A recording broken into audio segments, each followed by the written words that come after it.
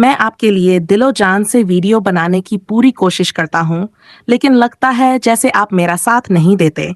शायद आप मुझसे प्यार नहीं करते, लेकिन मैं आपको दिल से चाहता हूँ। इसलिए चाहे जैसा भी हो, मैं वही वीडियो बनाऊंगा जैसे मैं खुद हूँ।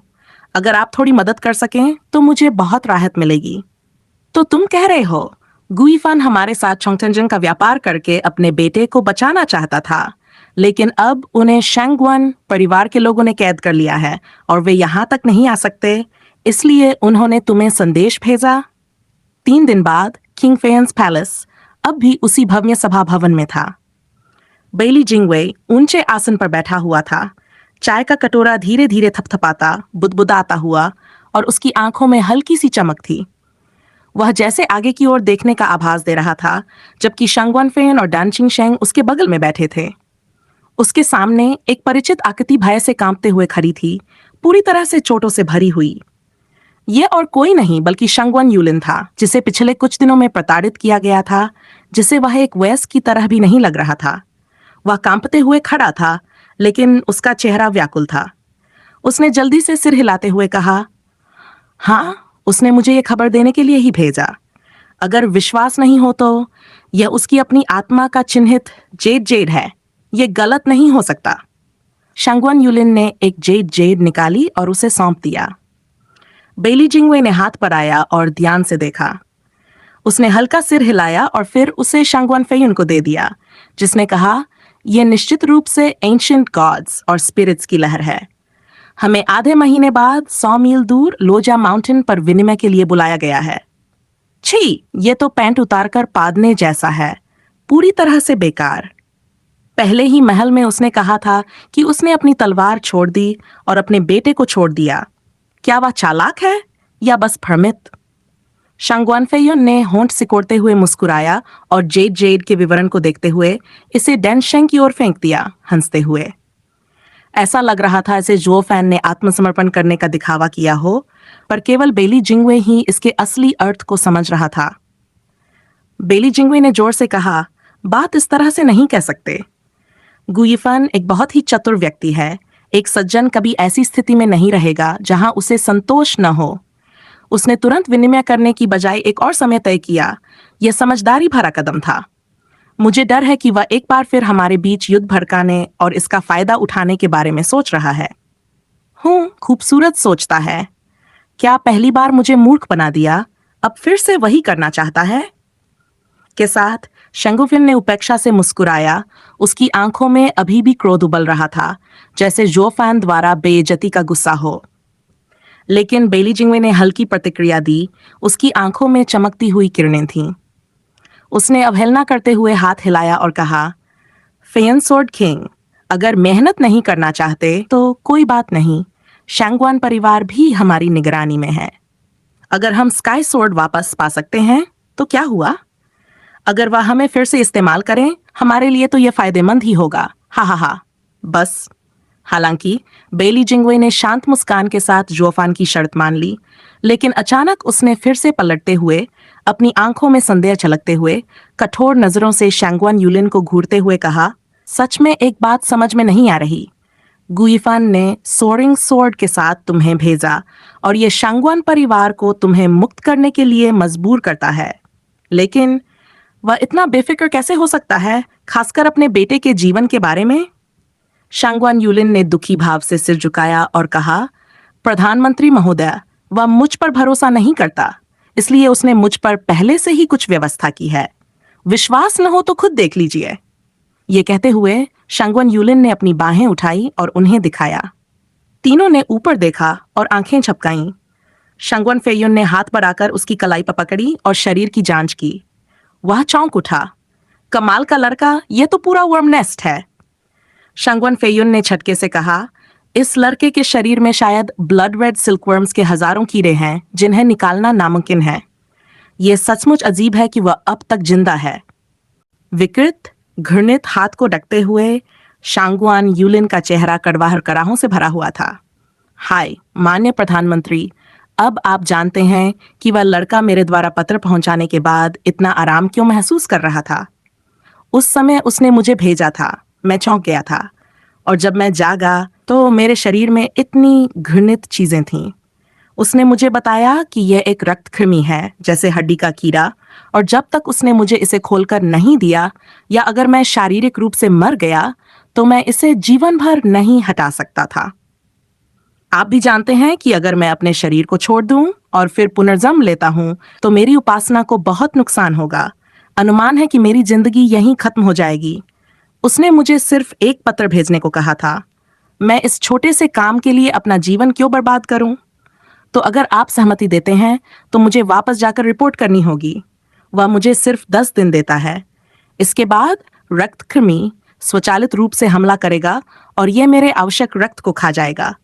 फिर मेरा शरीर नष्ट हो जाएगा। ठीक है?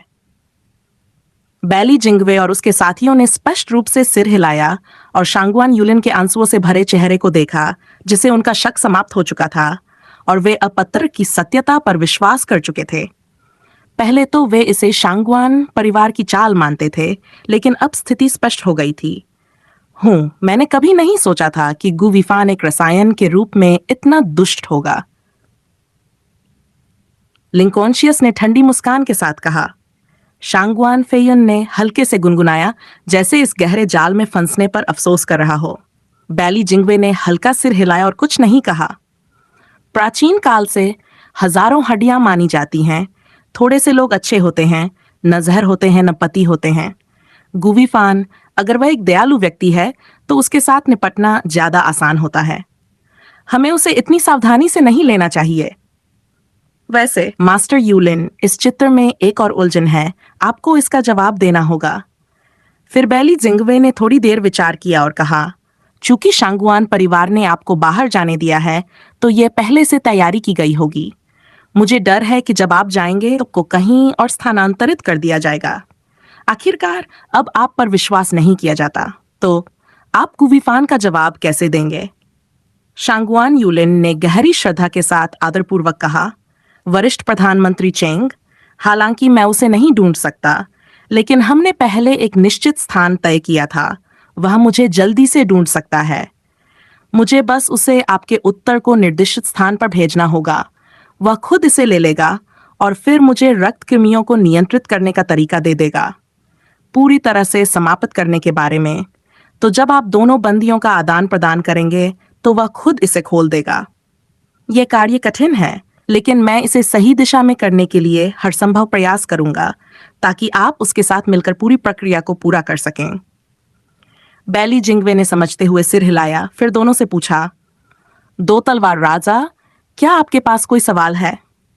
शांगवान फेयन और डैन किंगशेंग दोनों ने एक साथ सिर हिलाया और एक आवाज में कहा, सेंटर प्रधानमंत्री सही महसूस करते हैं। ये सही है, हमें कोई आपत्ति नहीं है। बहुत अच्छा, तो ये तय है, ये आसमान तलवार के बारे में है। चाहे बंदी आदान प्रदान हो, गुविफान यदि वह ईमानदार है या पाखंडी है, तो वह कोशिश करने के लिए तैयार है। बैली जिंगवे की आंखों में तेज चमक थी और उसके होंठों पर एक रहस्यमय मुस्कान थी। फिर उसने एक जेड का टुकड़ा निकाला, उसे कुछ देर देखा, फिर अपना हाथ बढ़ाकर शांगवान यूलिन को दिया। शांगवान पुत्र, यह विश्वास का यह टुकड़ा है। आप इसे गुविफान को अग्रेषित करें और उसका आदान प्रदान प्रस्ताव प्रधानमंत्री द्वारा स्वीकार किया जाएगा। फिर मैं आधे महीने में आपसे फिर मिलूंगा। शांगवान यूलिन ने गहरी श्रद्धा से जेड को लिया, लेकिन कुछ देर तक खड़ा रहा और फिर हिचकिचाया। उसका चेहरा असमंजस से भरा हुआ था। बैली जिंगवे ने देखा और हल्का चौंकते हुए पूछा, क्यों? क्या आप नहीं कह रहे थे कि समय कम है? फिर क्यों जीवन को वापस लौटाएं? वरिष्ठ प्रधानमंत्री चेंग, दरअसल इस बार आने के लिए गुविफान को अभी एक और बात बतानी है। अगर इस मामले को ठीक से नहीं सुलझाया गया, तो चाहे चेंग चेंग से उत्तर प्राप्त हो, वह ईमानदार नहीं होगा और कभी आदान प्रदान का उल्लेख नहीं करेगा। क्या बात है? बैली जिंगवे ने ठंडी आवाज में पूछा। उसकी भौहें चढ़ी हुई थीं। कुछ देर विचार करने के बाद शांगवान यूलिन ने धीरे से कहा, वरिष्ठ प्रधानमंत्री, मैं उसके बेटे को एक बार देखना चाहता हूं, यह देखने के लिए कि क्या वह सुरक्षित है। बैली जिंगवे और शांगवान फेयन दोनों आश्चर्यचकित हो गए।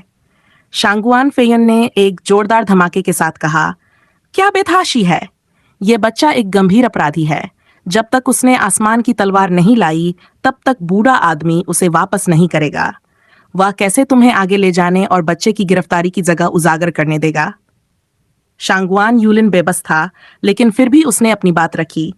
चाचा फेयन, मुझसे नाराज मत हो, मैं उस गंदे भूत से नहीं मिलना चाहता। लेकिन कोई तरीका नहीं था, गुवीफान ने कहा। अगर उसका बेटा मर गया तो उसने कपोला को तलवारों के साथ आदान प्रदान किया। क्या वह कुत्तों के साथ मांस की बनी बंस से नहीं खेलता और कभी वापस नहीं आता? उसकी दादी, तुम कह रहे हो कि कौन सा कुत्ता है? अरे नहीं नहीं चाचा, गुस्सा मत होइए, ये मैंने नहीं कहा, ये गुईफान ने कहा था। शांगवान यूलिन की आवाज में हल्की घबराहट थी। उसने जल्दी से सफाई दी। वह जानता था कि अगर उसने अपना बचाव सही तरीके से नहीं किया तो शांगवान फेन का गुस्सा और भी भड़क सकता था। शांगवान फेयुन का चेहरा अब तक लाल हो चुका था। उसका क्रोध स्पष्ट था। वह कांपते हुए बोला, तेरी माँ का गुईफन, तूने मेरी पीठ पीछे मुझे गाली दी, लेकिन सामने आकर कहने की हिम्मत नहीं की। अब पूरा गुस्सा मेरे सिर पर आ रहा है और तुम लिशाओयाओ के पीछे छिपे हो। उसकी आवाज में गुस्से और तिरस्कार का मिलाजुला स्वर था। उसने गहरी सांस ली और फिर चुपचाप कहा, अगर मैं तुझे, उस ब्लरवन को नहीं पीता तो मैं तुझे छोड़ दूंगा। तुम लोग अब बहुत बुरा खेल खेल रहे हो। शांगवान यूलिन के लिए यह मुश्किल स्थिति थी, लेकिन उसने अपने आप को संभाला और हल्की मुस्कान के साथ बोला, चाचा, आप शांति रखें। दरअसल उसकी चिंताएं भी वाजिब हैं। एक पिता जो लंबे समय से अपने बेटे को नहीं देखता, उसके मन में थोड़ी चिंता होना स्वाभाविक है। हे। उसने कोशिश की कि बात को हल्का किया जाए ताकि शांगवान का गुस्सा कम हो जाए। शांगवान फेयुन ने कुछ देर चुप रहकर सोचा और फिर धीरे से सिर हिलाया, जैसे उसने यूलिन की बात मानी हो। ठीक है, तुझे सही है, वह बोला। तुम सही हो यूलिन, लेकिन ध्यान रखना, यह खेल इतना आसान नहीं होगा। इस बीच कमरे के एक कोने में hundreds of miles of latitude and longitude की आंखों में गहरी सोच की झलक थी। वह चुपचाप खड़ा था, जैसे कुछ अहम फैसले पर विचार कर रहा हो। उसकी आंखों में कुछ और था जो शांगवान यूलिन को बिल्कुल भी महसूस नहीं हुआ था। उसने अचानक शांगवान यूलिन की ओर घूरते हुए देखा और उसकी होंठों पर एक अजीब सी मुस्कान उभर आई, जैसे वह किसी बड़ी योजना पर काम कर रहा हो। ये मुस्कान न केवल रहस्यमय थी, बल्कि भविष्य में आने वाली घटनाओं का संकेत भी हो सकती थी।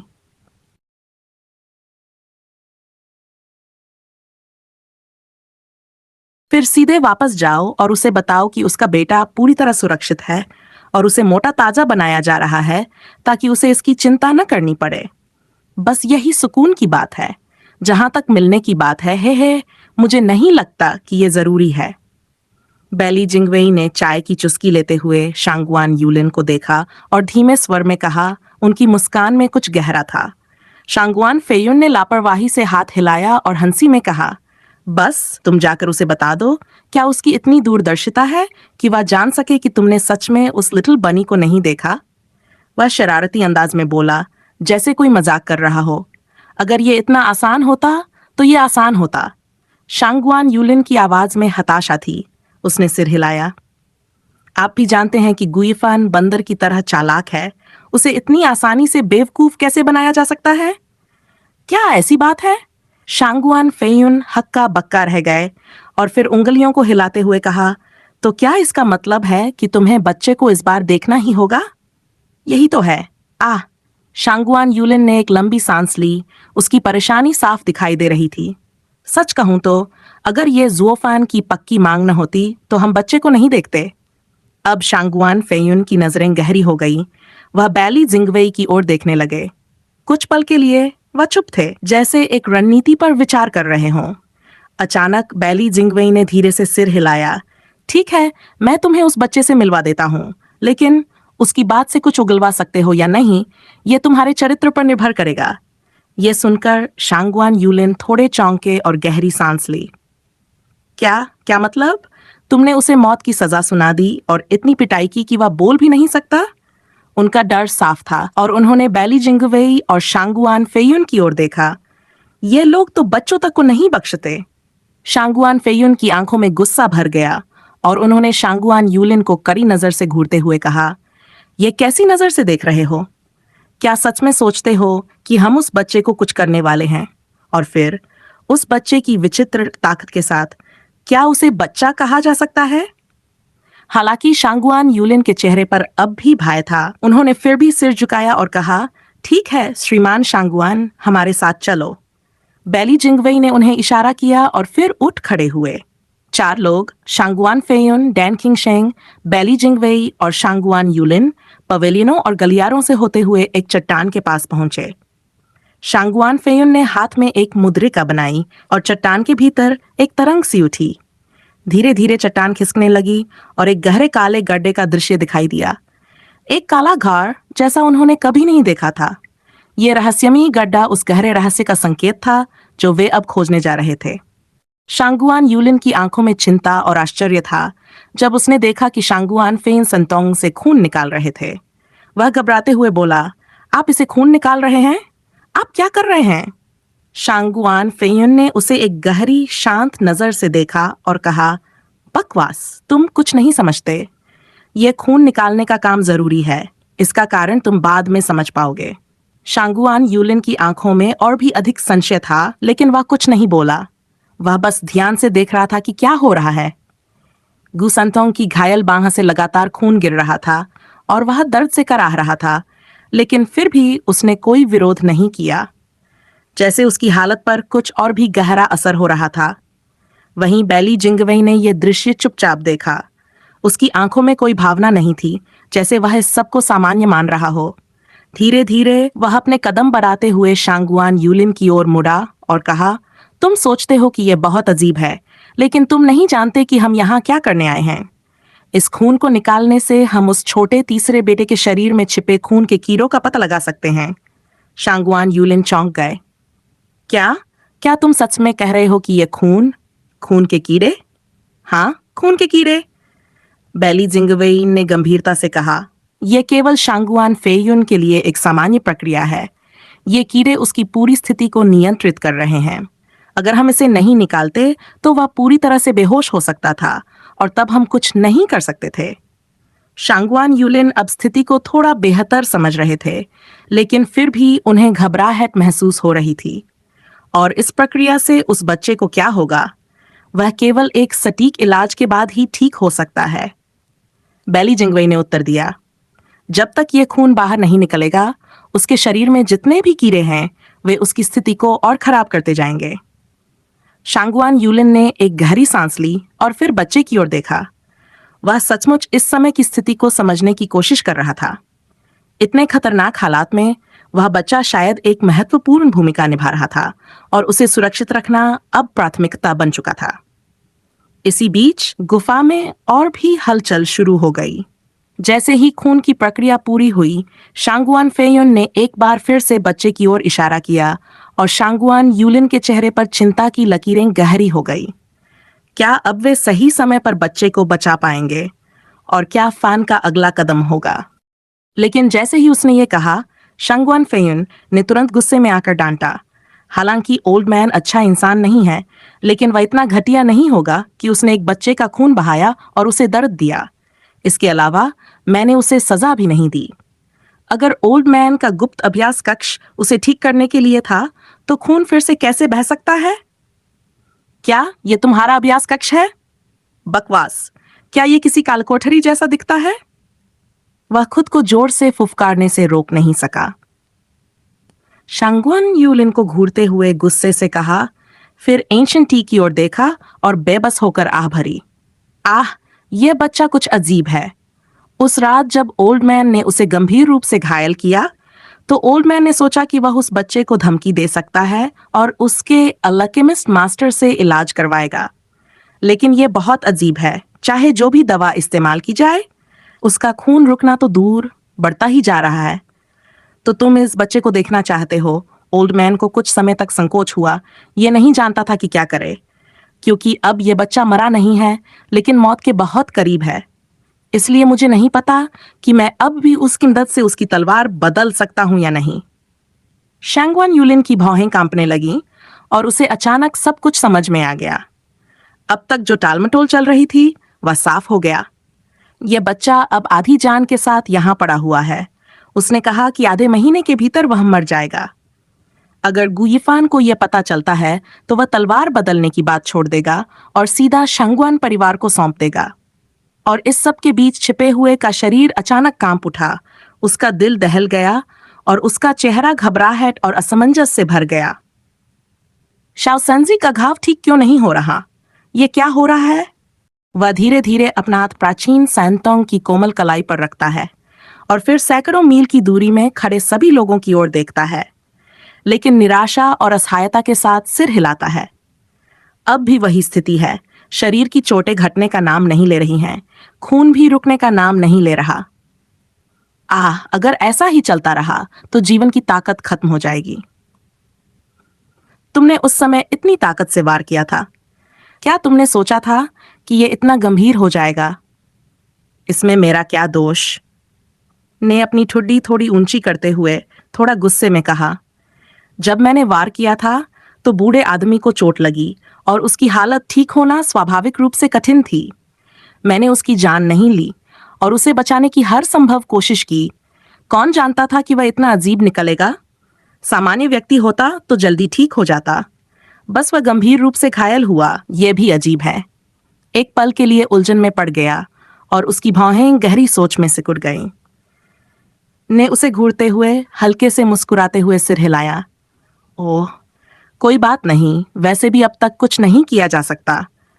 मुख्य बात यह है कि हमको अपने बेटे से जवाब चाहिए, तभी वह लेन देन पूरा कर सकेगा। अब वह कैसे जवाब देगा?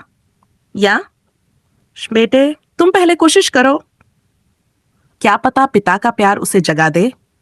इसके साथ ही बेली जिंगवे ने प्राचीन सैंटोंग की ओर इशारा किया, शांगवान यूलिन की ओर देखा और हल्के से मुस्कुराते हुए कहा, ठीक है, मैं कोशिश करूंगा। ने गहरी चिंता के साथ अपनी आंखों में उलझन और भय के संकेत महसूस किए। यह उसका भविष्य था और उसे किसी भी हालत में इस छोटे शैतान से जवाब चाहिए था, वरना यह मान लेगा कि उसका बेटा मर चुका है और लेन देन रद्द कर देगा। उसे मार दिया जाएगा और उसे काफी नुकसान भी होगा। और सबसे खतरनाक बात यह थी कि फिर हार मानकर बैठ जाएगा। अगर वह सच में शंगवान परिवार का दामाद बन गया तो? येनेर, मेरी येनेर, मैं तुम्हें इस लड़के के हाथों में कैसे जाने दे सकता हूं? वह दिल ही दिल में बुरी तरह चिल्लाया और उसकी आंखें कठोर हो गईं। जैसे ही वह प्राचीन संतों के पास पहुंचा, उसने एक उदास मुस्कान के साथ कहा, छोटे तीसरे बेटे, तुम जाग जाओ, तुम्हारे पिता ने मुझे तुम्हें लेने भेजा है, जल्दी जाग जाओ। लेकिन कोई हलचल नहीं थी। तीसरा बेटा उसी शांत शरीर की तरह पड़ा था। खून अभी भी उसके हाथ से टपक रहा था, लेकिन उसकी स्थिति बिल्कुल स्थिर थी। कोई हलचल नहीं थी। ने देखा कि उसके माथे से पसीना निकल आया और उसकी चिंता बढ़ गई। दूर से फैन की आंखें भी धीरे धीरे सिकुड़ रही थीं और उसका दिल बेचैन हो गया। आओसनजी की चोट कितनी गंभीर थी, वह अभी तक नहीं जानता। उसे केवल यह उम्मीद थी कि वह बच जाएगा और फिर स्थिति का सही आकलन कर सकेगा। लेकिन अब तक स्थिति बहुत गंभीर लग रही थी और उसका जीवन खतरे में था। बेवकूफ शैतान, तुम्हें जागना होगा और मुझे वह कोड बताना होगा जो तुम और तुम्हारे पिता आमतौर पर इस्तेमाल करते हो, नहीं तो मैं कुछ नहीं कर पाऊंगा। ने गुस्से में चिल्लाया, लेकिन वह जानता था कि उसकी कोमलता अब कोई असर नहीं करने वाली थी। वह हताश था और स्थिति अब बहुत जटिल हो चुकी थी।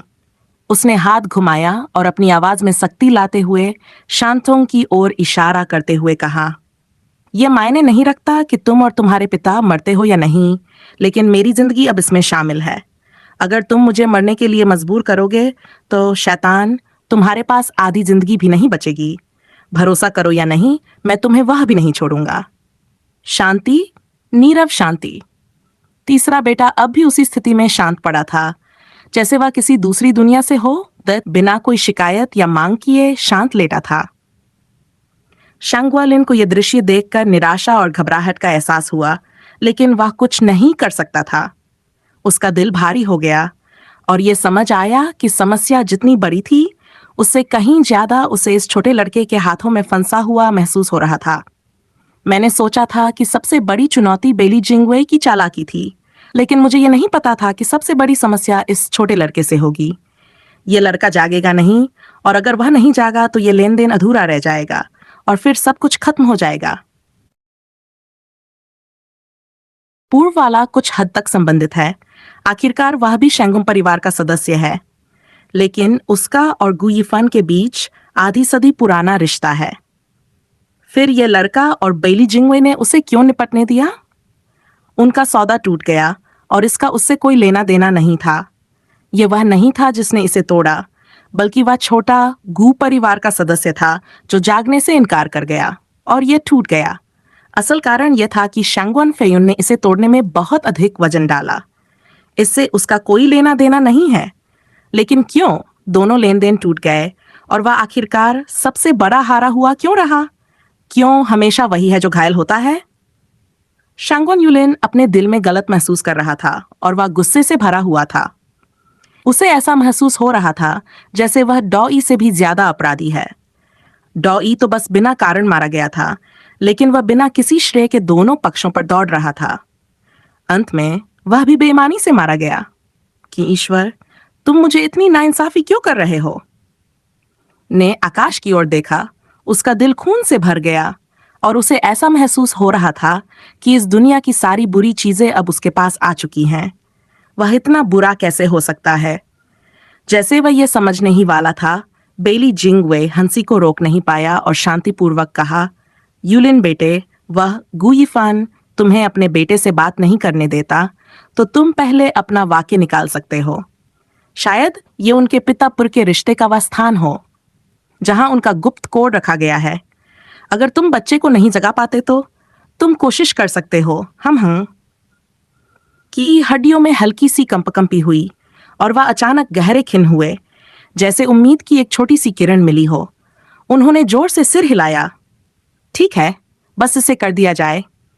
मरते हुए घोड़े को जिंदा घोड़ा बनाने की कोशिश की जाए। वह फिर से छोटे तीसरे बेटे के बिस्तर के पास आकर बैठा और धीरे से कहा, छोटे तीसरे बेटे, तुम्हारे पिता ने मुझे तुम्हारे लिए एक संदेश लाने को कहा है। तुम्हें वह समझौता याद है? अगर तुम संकट में होते हो तो मैं तुम्हारी मदद करूंगा। अच्छा आदमी कभी नहीं भूलता है। क्या ये मैं अपने बेटे से कह रहा हूं? इसमें ऐसा क्या है जो हम दोनों के बीच विचार विमर्श जैसा लगता है? अनायास ही उलझन में पड़ गया। उसकी भौहें हल्की सी हिली और बेली जिंगवे की दिशा भी उलझन में थी, लेकिन उसका दिल संदेह से भरा था। हालांकि इस क्षण में अचानक एक हल्की आवाज आई, अच्छा आदमी कभी नहीं भूलता, हा हा हा। सबकी नजरें उस आवाज की ओर मुड़ गई, लेकिन किसी को नहीं पता कि कब। प्राचीन संतों के कमजोर पलकें धीरे धीरे खुल गई और सूखी होंठों पर एक हल्की मुस्कान आई और एक नर्म गूंज उठी। भगवान की कसम, ये सच में जाग उठा। ये क्या कोड है? अनायास ही शैंगवन फैन ने तुरंत चिल्लाया। सभी ने हैरानी से देखा। बेली जिंगवे हंसते हुए सिर हिलाया। ये पिता पुत्र जोड़ी वाकई असामान्य है। मुझे लगता है कि कुछ पिता पुत्र एक दूसरे के साथ ऐसा व्यवहार करते हैं जैसा अच्छा आदमी कभी नहीं भूलता। हाँ। बाकी लोग इसे सुनकर हल्के से सिर हिलाए, लेकिन शैंगवन यूलिन को उनकी ग्यू परिवार की अजीब पिता पुत्र की रिश्तेदारी की परवाह नहीं थी। उसे बस ये चाहिए था कि दोनों पक्षों के बीच लेन देन जल्दी से पूरा हो और उसकी जान बच जाए। तो शैंगवन यूलिन का चेहरा खुशी से चमक उठा और उसने जल्दी से कहा, छोटे लड़के, तुम आखिरकार जागे। जल्दी से मुझे बता, अगला गुप्त कोड क्या है? मैं जल्दी से तुम्हारे पिता के पास भेज दूंगा। बेवकूफ शैतान, तुम्हें मैं क्यों बताऊं? हल्की सी नजर डाली। प्राचीन संतोंग के चेहरे पर अचानक एक शरारती मुस्कान आई। हालांकि उसका चेहरा अभी भी पीला था। मुस्कान में तिरस्कार और व्यंग्य था और इसने शैंगवन यूलिन की युवा आत्मा को दैट सर्किट डैमेज दिया। उसकी दादी, इस गू परिवार के शैतान ने मुझे तिरस्कार करना शुरू कर दिया। क्या यह उचित है? दांतों के बीच से गुर्राहट सुनाई दी। शैंगवन यूलिन के मुट्ठी कस गई और उसने गुस्से में कहा, साले छोटे खरगोश, तुम बेहतर है कि जल्दी से सच बोलो। तुम और तुम्हारे पिता का गुप्त कोड बोलो ताकि तुम्हारे पिता अपनी तलवार लाकर तुम्हारी जान बचा सके। इस स्थिति में तुम कैसे हो, मैं कैसे हूं, सब कुछ ठीक रहेगा। नहीं तो मैं खुश नहीं हूं, तुम और तुम्हारे पिता खुश नहीं रहोगे। हाँ मोमिन शैतान, मास्टर को तुम्हें चिल्लाने के लिए क्यों कहूं? तिरस्कार में मुंह घुमा दिया। गू संटोंग ने अपनी आंखें घुमा दी और उसे देखा भी नहीं। हिस। शैंगोलिन ने गहरी सांस ली, लेकिन उसकी धड़कन तेज हो गई। गुस्से से उसका चेहरा लाल हो गया और उसकी नाक से आक्रोश स्पष्ट था। उसने कांपते हुए कहा, तुम जानते हो, यह सब तुम्हारे लिए अच्छा है। अगर तुम यहीं पड़े रहे तो अंत में तुम्हारा हाल वही होगा जो अब तक हुआ है। केवल तुम्हारे पिता ही तुम्हें इस संकट से बाहर निकाल सकते हैं। बताओ, अगला गुप्त कोड क्या है? क्या तुम समझते नहीं? क्यों बताऊं तुम्हें? गू संटोंग की आवाज में हल्की उपेक्षा थी। तुम्हारी समझ कहाँ गई? तुम इंसानी शब्दों का भी कोई मतलब नहीं समझते। शंगवन यूलिन ने गुस्से में कहा, जैसे वह पागल हो जाने वाला हो। वह असहाय था। अब उसे समझ में आ रहा था कि यह लड़ाई एक असहनीय बोझ बन चुकी है। उसकी सांसें गहरी और तेज हो रही थीं। फिर अपने जख्मी दिल को शांत करने की कोशिश करते हुए वह घुटनों के बल गिरते हुए विनती करने लगा, छोटे लड़के, मैं तुम्हारे पिता की मदद कर रहा हूं ताकि तुम्हारी जान बचाई जा सके। कोड जुड़ चुका है। हम एक टीम हैं। क्या तुम भी मदद कर सकते हो? बस दूसरा कोड दे दो, सब ठीक हो जाएगा। ने एक क्षण तक चुपचाप उसकी ओर देखा, फिर उसकी आंखों में एक हल्की सी मुस्कान उभरी और उसने धीरे से कहा, क्या तुम सच में सोचते हो तुम्हें वो कोड क्यों बताऊं? के चेहरे पर बर्फ सी शांति छा गई, जैसे उसके शरीर की सारी ताकत निकल गई हो। उसका शरीर कांपने लगा और उसके मुंह से खून की कुछ बूंदें गिर पड़ीं। वह पहले ही अंदर से टूट चुका था, लेकिन अब गुसांतोंग के शब्दों ने उसे और भी गहरे संकट में डाल दिया। मास्टर यूलिन, मुझे माफ कर दो, उसने खून में सने होंठों से घुट घुट कर कहा, जैसे एक हारे हुए सैनिक की तरह। उसकी आंखों में सिर्फ भरम और निराशा थी। वह चारों ओर देखा, लेकिन कोई भी मदद के लिए आगे नहीं आया। थोड़ी देर बाद बेली जिंगवे ने गंभीर स्वर में कहा, क्या दूसरा आधा कोड मॉजिक डोर्स कम है? मास्टर ने तुम्हें ये क्यों बताया? शांगवन यूलिन की आंखों में जैसे किसी ने अचानक बिजली घेर ली हो। उसकी आंखें फैल गई और उसने अविश्वास के साथ गू संतोंग को देखा। उस छोटे लड़के का चेहरा फिर से तिरस्कार से भरा हुआ था, जैसे वह पूरी दुनिया को अपनी मुट्ठी में समेट सकता हो। क्या तुम नहीं समझते? यह वही दूसरा आधा कोड था। गुसंतोंग ने उसकी आंखों में और भी ज्यादा तिरस्कार और व्यंग्य भरते हुए कहा। शंगवन यूलिन का चेहरा मुरझा गया और उसका दिल जैसे चाक चाक हो गया। यह सब एक खेल था, एक मानसिक युद्ध, और वह हार चुका था। उसकी उम्मीदें खत्म हो गईं। उसकी आंखों में आंसू थे, लेकिन वह उन्हें रोकने की कोशिश कर रहा था। उसका हृदय गहरे दर्द से भरा था। क्या यह पिता पुत्र का खेल था या सिर्फ एक मूर्खता? वह बस गिर पड़ा, पूरी तरह से निराश और थका हुआ, जैसे कोई उम्मीद ही बाकी न हो। उसका मन बार बार यही सोच रहा था, यह सब क्या था? इन दोनों का मुझसे क्या लेना देना?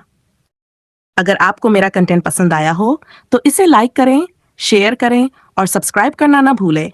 आपका हर एक समर्थन मुझे और बेहतर बनाने और नए रोचक कंटेंट लाने के लिए प्रेरित करता है। आपका प्यार ही मेरी असली ताकत है।